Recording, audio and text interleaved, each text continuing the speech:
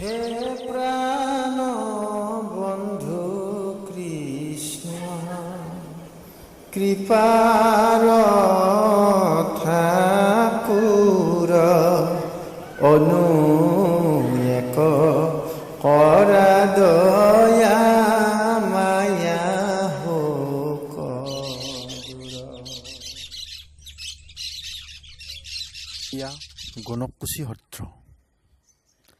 মহাপুৰুষ মাধৱদেৱে জীৱনৰ ভাতৃ বয়সৰ প্ৰায়খিনি কালেই বৰপেটা অঞ্চলতে কটাইছিল। নামঘোষাৰ বহুলাংশ ঘোষা ইয়াতেই ৰচিত হৈছিল। বৃহত্তৰ বৰপেটা অঞ্চলৰ কথিত ভাষাৰ ভাণ্ডাৰৰ পৰা এই বিচক্ষণ কবি, গীতিকাৰ, সাহিত্যিক কলাকাৰজনে নিশ্চয় ভাষিক সম্পদ আহৰণ কৰি তেওঁৰ সাহিত্য কলাকৃতিত তাক ব্যৱহাৰ নকৰাকৈ থকা নাছিল। সেয়েহে মান্য ভাষাৰ লগতে আঞ্চলিক কথিত ভাষাৰ যথোচিত প্ৰয়োগেৰে তেওঁৰ সাহিত্যিক চহকী নকৰাকৈ থকা নাছিল।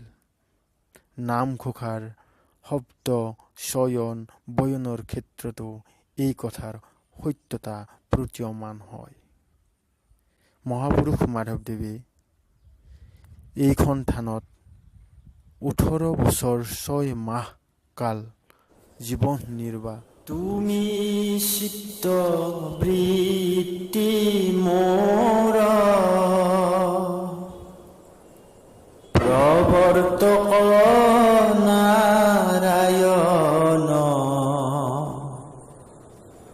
তুমি নাথ মই নাথ বন্ত, চৰণ সূত্ৰৰ ছায়া দিয়া দূৰ কৰা মায়া, কৰা দয়া প্ৰভু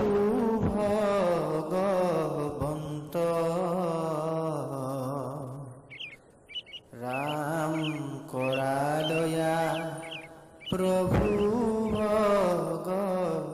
পুৰুষ শ্ৰীমন্ত শংকৰদেৱৰ অদ্বিতীয় শিষ্য মহাপুৰুষ শ্ৰী শ্ৰী মাধৱদেৱ আছিল এহাতে অতি ওখ খাবৰ কবি সাহিত্যিক, আনহাতে আছিল সৃষ্টিশীল চিন্তাৰ অধিকাৰী, সুদক্ষ কলাকাৰ, পণ্ডিত শিৰোমণি, আনপিনে ৰসিক ভক্ত শিৰোমণি।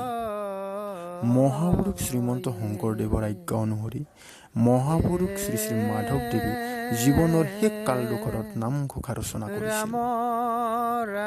শংকৰদেৱে তেওঁৰ প্ৰিয়তম শিষ্য প্ৰাণৰ বান্ধৱ মাধৱক আশ্বস্ত কৰিছিল এই বুলি, ঘোষা নামে শাস্ত্ৰখনি তুমিও লিখিবা, ৰত্নাৱলী ঘোষা মধ্যে তুমিও থাকিবা। আশয়